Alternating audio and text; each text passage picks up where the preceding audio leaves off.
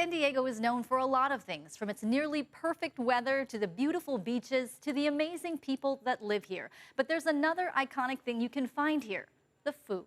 For the last year, I've been visiting high-end restaurants around the city, trying the food for myself and meeting the chefs behind it. It's called On the Menu.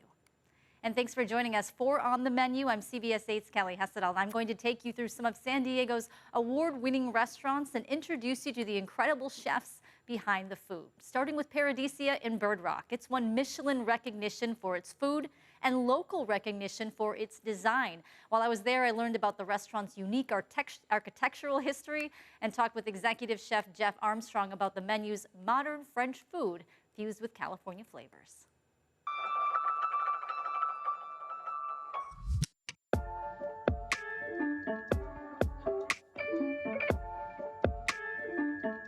Inside the historic piano building at La Jolla Boulevard and Bird Rock Avenue, you will still hear music, though the keys now tell a different story. I think the food scene's really evolving, and I think there's a lot of great things going on in the restaurant world around here. Just like a little chili caramel. Paradisia, with its pink neon sign and tropical decor, has won awards for preserving the 1940s mid-century structure. If you look, there's not many straight lines in the building, and I think as a mid-century building, it's an iconic San Diego building. And it's not just the bright, intricate mural that's pretty. Ooh, these are pretty. The food is too. Executive chef Jeff Armstrong. So this is our Hokkaido scallops from the coast of Japan. A lot of people say the best scallop in the world.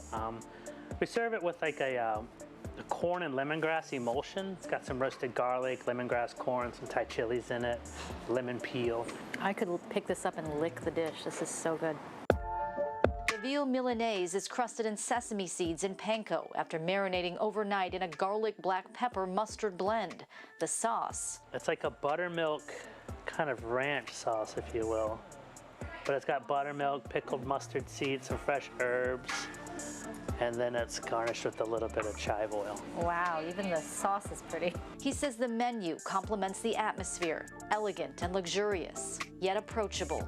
Is it difficult to make food that's elevated, but not intimidating, kind of approachable? Yeah, it's something I think about a lot. Familiar ingredients, but kind of elevate the technique and really get back to basics sometimes.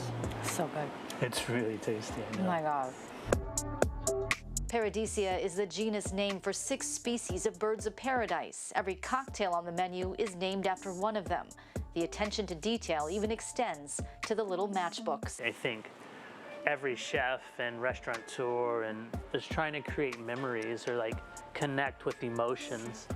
And so that's what we really try to do with the food here. So this is our grass-fed beef tartare. So I think it's like a traditional tartare with just a few little nuances that you don't traditionally see. That's so good. It's funny, I eat a lot of it. And you know, it's one of the dishes on our menu that I never tire of.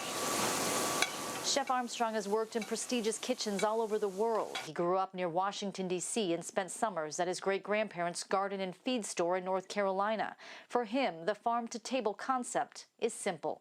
What my great-grandmother cooked was on the plate was what we farmed during the day, and if we needed okra, I went and picked okra. How do you think that experience then shaped you as a chef? Well, I think one thing, everyone there worked hard, but also just there's something, I don't know if it's magical, but feels good about picking it and eating it. And it's like, you know, you're completing the food cycle or the chain, if you will. In the kitchen, So you really just kind of make a little thing and pop it out. we peel fava beans. Okay. Yeah, it's kind of therapeutic. So how many of these do you peel, you think, a night? He's got about 5 pounds worth over there. So how many do you think that is? Oh my gosh. Just cut them as fine as possible. Chopping chives takes a little more skill. There you go, yeah. Who knew? Yeah. And you'll want to like... You're saying I'm not hired. Well, maybe a little training. Teaching is a big part of what he does. A chef is a teacher, a mentor, someone who passes that torch on. That's important to me. Technique fused with style. The keys to success for this Michelin-recognized spot continue to build.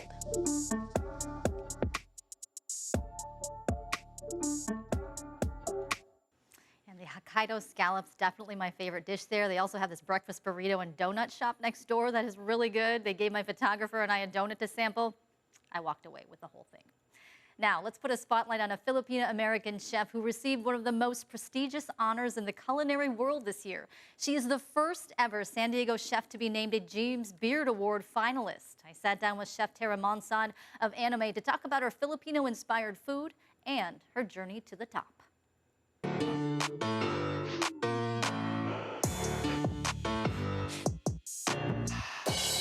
In front of you, you have the short rib kare-kare, which has been on the menu since day one. Very humble, homey dish. We tend to have it on holidays. Yeah, it's nice and tender. So good. How would you describe this dish to somebody who maybe has never had it before? Every culture has a beef stew, and this one is, I just say, like a peanut-forward beef stew. It's pretty good. Patting yourself on the back there. Yeah, I forget. She's the executive chef at the posh anime restaurant. Chef Tara Monsod fuses her Filipino roots into her food. Introduce people to other Filipino food other than lumpia, pancit, adobo, like the kind of the 101s. And since she took the lead in 2021, For the first month or two, I kept getting called out by a lot of people from our community reaching out saying like, hey, I would just want to meet the chef. I heard she's Filipina and she's making Filipino food, and I really enjoyed it. And I never had this like this before. The other one is the tuna kinilaw with a coconut calamansi cream. I like to describe it as like a Filipino style ceviche. I like the heat at the end. Yes. Filipinos, like, we love vinegar. We love acid. It makes you want more. It's like Yes, that it makes sauce. you salivate. Yeah. Yeah. It's really incredible. Yeah. Why do you think it's important to have Filipino food in fine dining? We deserve a seat at the table with every other culture that's doing things at, what do you say, at a quote-unquote elevated level, you know. We're just proud of our culture, you know. It's such a loving, welcoming culture. And food, above all, is like a language that is a love language. Chef Monsod was born and raised in the Los Angeles area. Her parents immigrated from the Philippines and worked hard to make a life for her. What did they instill in you that makes you who you are today? Definitely good work ethic. No matter what, you get to work. Like if you're tired, you get to work. If you're feeling a little under the weather, you get to work. No half-assing. no half-assing. That hard work paid off. Chef Monsod is the first San Diego chef ever to be named a James Beard Award finalist. I went, holy crap, I mean, I made it to finals. I kind of honestly just sat there for a little bit and I was just like, wow, like they chose me, you know? And again, somebody who's always been underestimated is kind of like, oh, well, there you go. Life is busy. She just recently threw out the first pitch at the Padres game, and she's also the executive chef at Le Coq, a French steakhouse in La Jolla, set to open in June. I love what food does for people. The moment somebody, like, I mean, kind of similar to you, where they have the plate, they take that first bite and they do that like, oh, that's so good. That moment for me is very rewarding. If I didn't like it, I would have been like, this is different. Yeah. But through it all, she's remained humble.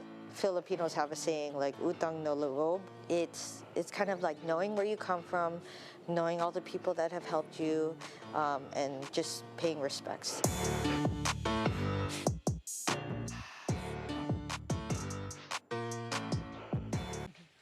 And Chef Monsod's Le Coq restaurant is now open in La Jolla. The decor, the food, beautiful. She deserves every bit of her success. Now let's go to a Michelin-recognized restaurant in the heart of Golden Hill. I sat down with Chef David Sim of Kingfisher, a first-generation Cambodian-American raised in San Diego, whose career in the culinary world began in the most California way possible, at In-N-Out.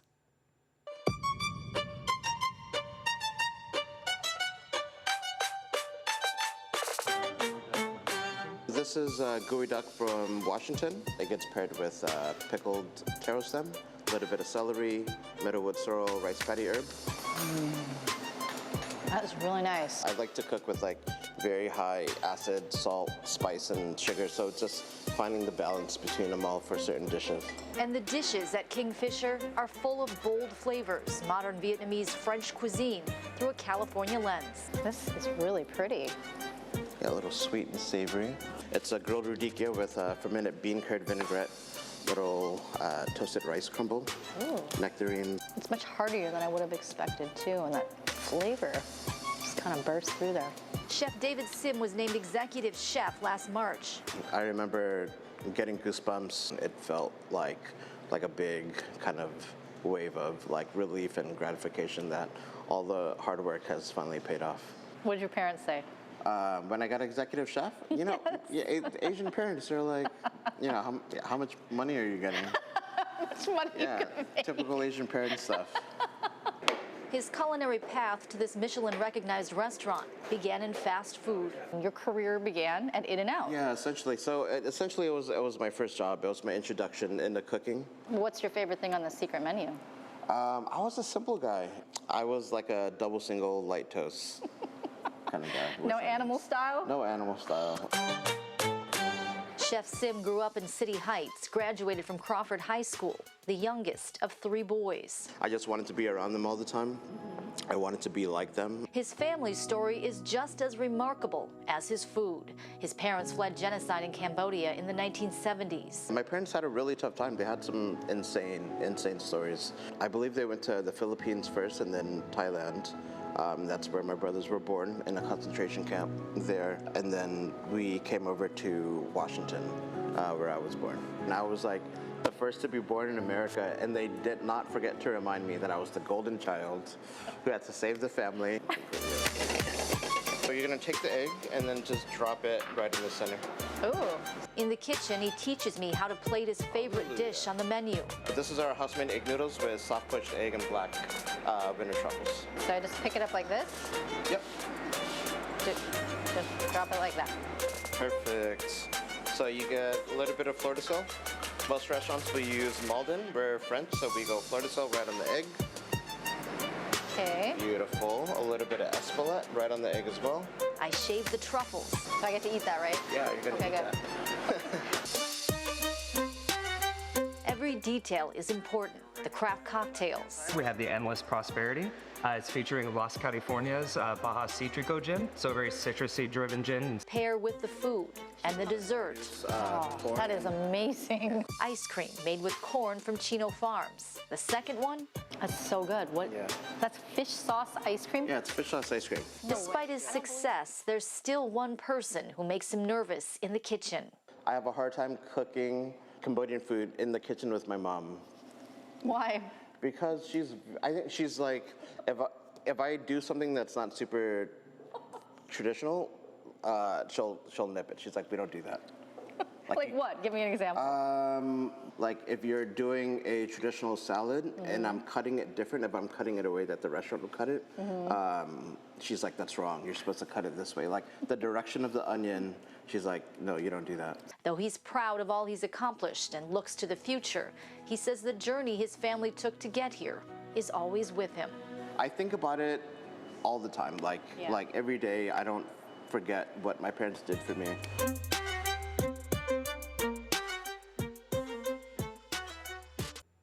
And Chef Sim truly is so talented, so kind. He even gave me tips on how to cook a better burger from his days at In-N-Out. Now, let's meet Chef Travis Schweikert, the owner and chef behind the Michelin-recognized Cali in downtown San Diego. The Santee native spent more than a decade away from home, working for some of the most respected chefs in the business. He calls Cali a tribute to California, and his goal is for guests to get a taste of the San Diego sunshine.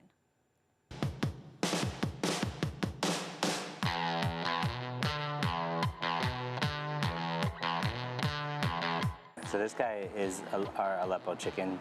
So yogurt marinated garlic chicken that's spiced with Aleppo pepper and coriander and fennel seed. What do you think? Is that good? This is like honestly one of the best things I've ever had. His food tells a story, and the star of it, fresh ingredients from San Diego. And this is the very first locally caught bluefin tuna of the season. So this is pure simplicity at its best. Pretty incredible. It's pure heaven right there, right? It's like the freshness of the fish. You can just taste it. And the chives give it a little bit of that like fresh spring flavor. Chef Travis Schweikert is the owner and food genius behind Cali. one of those restaurants that's hard to get a reservation at. It's your first restaurant that you've ever opened, and you pretty much hit it out of the ballpark. Like, how does that happen? A lot of people like might look at me and say, "Oh, that guy's so lucky," but like, you know, it took many, many, many years, full dedication, head down, extremely passionate. But it's not just the food that pays tribute to his hometown. There's California spot prawns. That's pretty incredible. The decor does too. The barrel of a wave over the bar. The banquettes mimic skateboard railings. The name of the restaurant? A 90s hip-hop reference. The name means the most beautiful in Greek. And so I just changed the K to a C because I wanted to connect California to the Mediterranean. Oh, so I didn't even see that. That's cool. You know, and then also Biggie said going back to Cali. So I was like, I'm coming from New York back to Cali, so. Swikert is one of 5 boys in his family. He grew up in Santee, a surfer who attended West Hills High. At the age of 4, while cooking with his dad, the stove drew him in. You put the cognac in the pan and it was, and I was like, yeah, I can play with fire for the rest of my life. This is artichoke, peas, and mint. Thank you. You know, it's kind of a natural pairing. It's like when I met my wife. Yeah, and you guys met in New York City? First night in New York City, my wife hit on me. Believe it or not, she hit on this. Yeah. What do you think it was that drew her in about you? I was living in London, and when I was there, like the faux hawk was like really like the move. So. You're gonna have to show me a picture of that.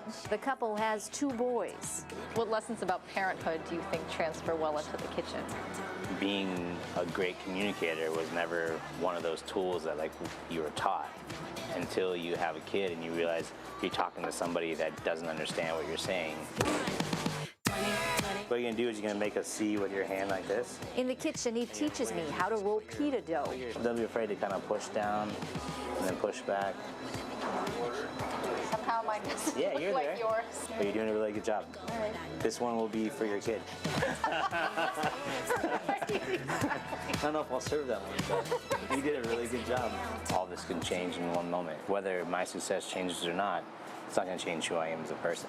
I can literally say every single day that I'm living my dream. Through it all, there's no place he would rather be than home.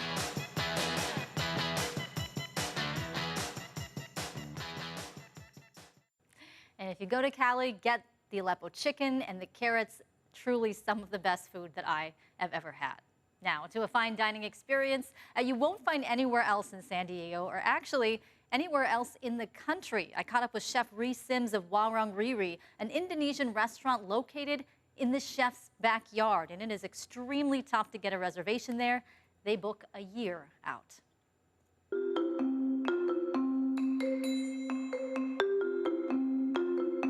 In the middle of Serra Mesa, nestled in between homes, is a tropical paradise. Warung Riri. And what does it mean?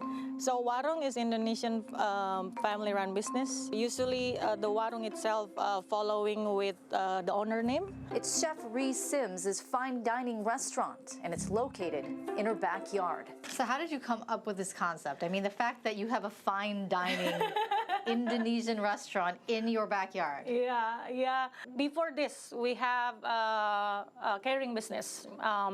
It's called Cooking with Riri. Her husband Dave, a San Diego native, met Riri while living in Bali.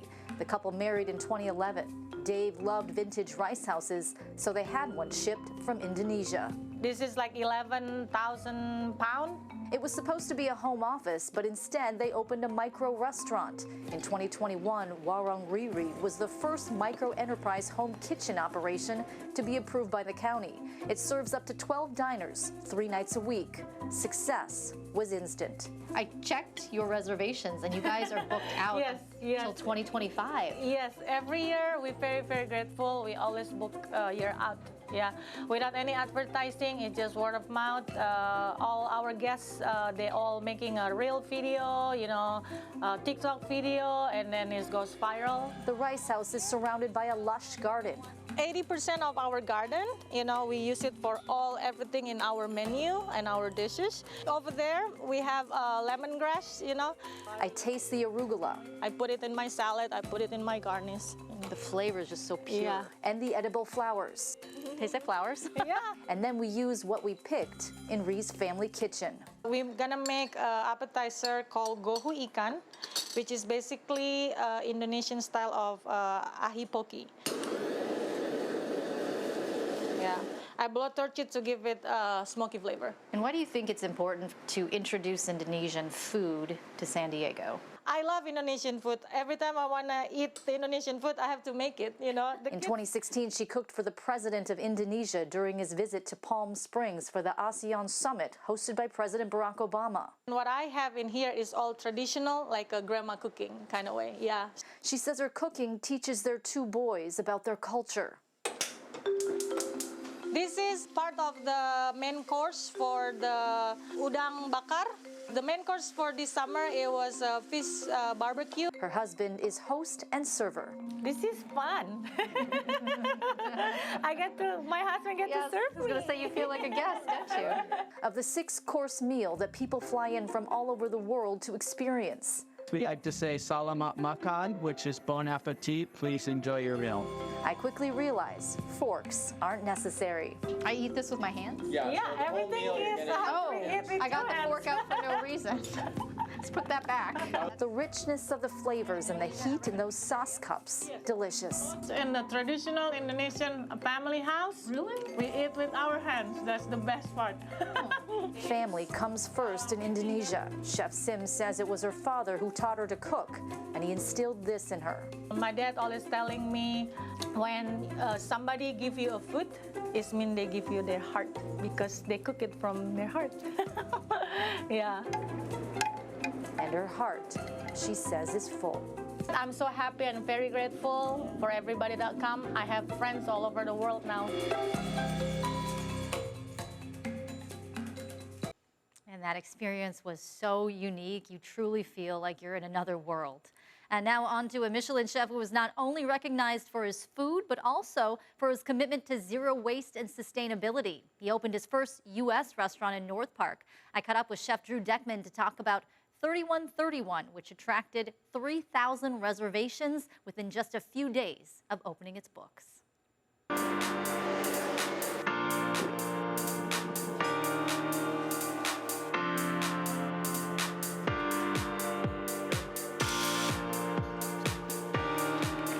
I'm not sure you choose the kitchen. I think the kitchen sort of chooses you. His passion for food led Chef Drew Deckman through kitchens throughout Europe and then Mexico. Now he's in North Park. 3131 by Deckman's is a celebration of fresh ingredients. Well, there's some things that I got to dance with no matter what, and this is one of those ingredients, just Baja oysters. All right, oyster breakfast. So the way I like to eat the oyster is just either straight, like nothing on it, or just a drop of lemon. Okay. Because then you can taste, then you taste the oyster. That's really good.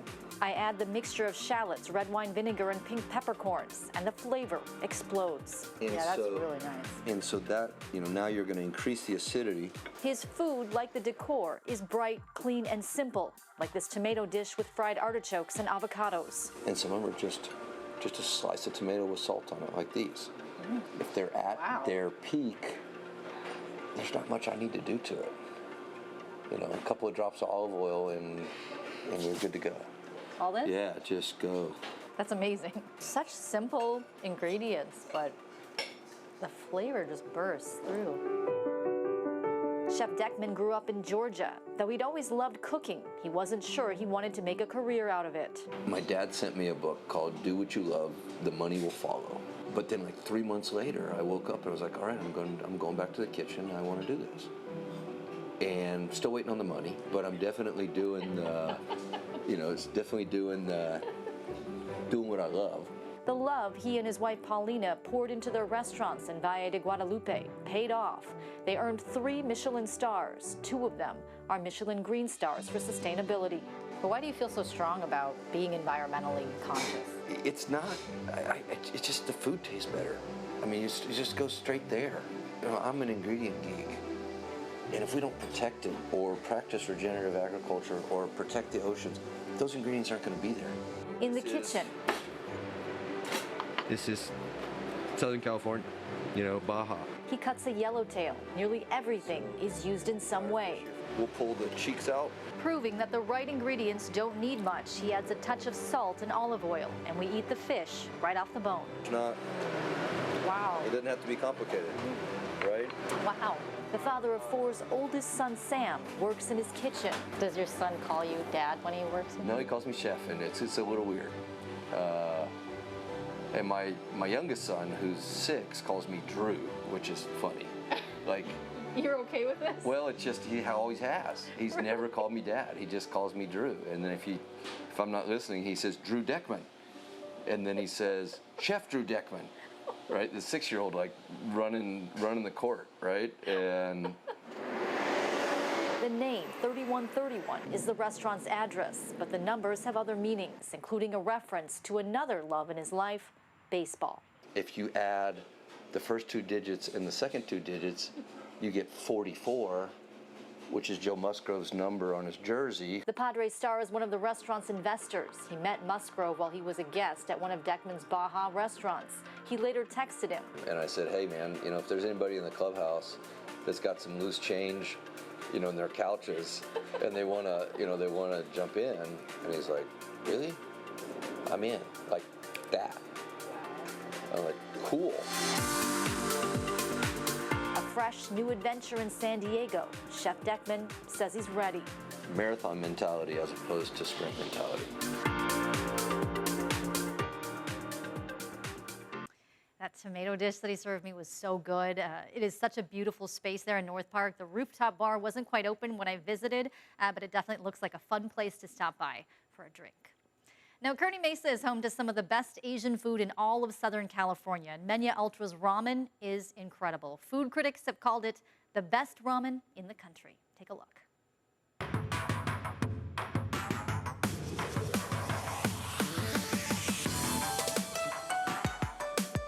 Inside a strip mall in Kearny Mesa is one of the most popular ramen restaurants in San Diego. Mena Ultra's secret? Fresh handmade noodles daily. And the noodles are perfect. They're just like, the texture is amazing. Yeah. We put the flour from Japan. And the broth, a family recipe that traditionally takes 14 hours to make. Do you like it? Yes, it's really good. Thank you. I would come back for this. Chef Daiki Endo says making the perfect bowl of ramen is a form of art. He shows me. It's a fish oil, and then we put a broth. Oh, okay. It's a tonkotsu, the signature ramen. Then he lets me try. Miso, yes. Broth nice. Yeah. Ooh. I'm a ramen chef. Just kidding. And to get the right blend of broth and noodles in one bite, Daiki says you've got to slurp. I didn't realize I was eating ramen wrong my whole life. I can show you. Okay. Then most of the Japanese people eat like. I can't even do that. That must be like a muscle you have to like develop over time. Yeah. Because I grew up with ramen. So. Daiki was born in a small rural town in Japan. He grew up in the restaurant business. And though his father Takashi Endo had already built a ramen empire there amid fierce competition, in 2017 his dad decided to open his first U.S. location in San Diego and brought Daiki and his uncle with him. Had you ever been to the U.S. before? No. But success followed them. People who had heard of the award-winning ramen showed up at the door. What did your dad say when you guys first opened the Kearny Mesa location and there was just a line out the door? What did he think? Oh, he was amazed. Like he also didn't think like to get this like too busy. The now Michelin-recognized restaurant has since opened a second location in Mira Mesa and a third at UTC. Thank you. Their signature dish, tonkatsu ajitama ramen, which includes pork broth, pork, and a boiled and marinated egg. It's really creamy. Though they miss Japan, they love the San Diego weather, the people, and Dad has grown fond of the beer. He get used to he always asking is there any good IPA in the restaurant? Daiki works anywhere from 14 to 16-hour days. His work ethic, he says, comes from his father. He work hard. Yeah. When I was a child, I don't really meet him because he worked early in the morning. He came back really late night. How proud are you of your dad for his success? Yeah, I'm very proud of that. Proud and grateful to continue this journey as a family together. And I'm picky about ramen. This place definitely delivers. Now, when it comes to fine dining, you won't find a more luxurious experience than Addison. It is Southern California's first and only Michelin 3-star restaurant. It's located in Del Mar, but the chef behind it all is from Chula Vista. Chef William Bradley says Addison strives to bring beauty, art, and allure to California cuisine.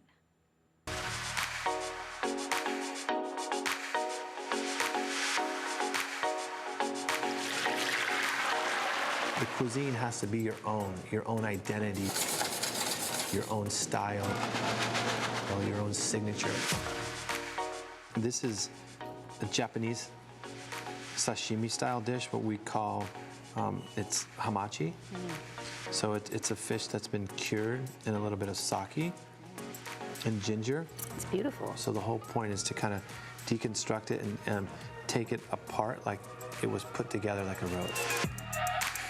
He's everything you would expect an elite chef to be. Intense, precise, disciplined. There's a lot of pressure to reach the highest level. But what surprised me is he's also funny. And we age in dog years in the chef's world, right? We don't work 8-hour shifts. We work like 13, 14-hour shifts, so it's like double trouble. So that would make you how old at this point? Probably, yeah, I mean, physically and mentally probably good. I'm probably 92. Chef William Bradley's journey to the top began right here in his hometown. I was born and raised in Chula Vista in the South Bay area. He's the son of a fire chief and stay-at-home mom. The goals he initially aimed for weren't in the kitchen. I wanted to be a professional soccer player. It's something that I still follow extremely closely and still extremely passionate about it. I do not play. I wouldn't have time, or I don't think I have the body to do that anymore. So tell me what this is. It's a warmed koshia curry rice that's been finished with a little bit of toasted sesame. And then on top you see the yellow area there. That is a smoked sabayon, which has been smoked over cherry wood. Wow. That's pretty incredible. Chef Bradley just celebrated his 17th year at Addison on the grounds of the Fairmont Grand Del Mar. Why choose to stay in San Diego when there's probably lots of places you could have gone? Yeah, I mean, there's always been a lot of opportunity, but I always felt there was a big connection here for me in this restaurant. And then the fish is actually marinated in a little bit of shiokoji. He says the momentum kept trending upward. In December came the moment, in his words, he'd been obsessing over for years. Addison was awarded its 3rd Michelin star, making it the first Michelin 3-star restaurant in San Diego and the only one in Southern California. What was going through your mind at that moment? I've watched the video probably 100 times. Oh my gosh. It's something that I will never forget. But when he talks about his food, so this is a Japanese cold water fish known as kimedai. It's as if he's describing art. A little bit of shaved butarga. On the right, we have some locally grown fennel. This is so good. Is your favorite? Would you be upset if I favorite. pick this up and lick the plate? I'm doing the tilt. I never went to culinary school. Yeah, I'm self-taught. Well, okay, that's a part you didn't even mention. Yeah, I chose the more European path to where I found different chefs that I admired and worked for them. What is a piece of advice, just in general? Just be determined. Don't ever let where you're at, where you came from, distract on reaching the top. I mean, no one would have ever thought at a 3-star Michelin chef when it came out of Chula Vista. I think that's pretty cool. If I can do it, anyone can do it.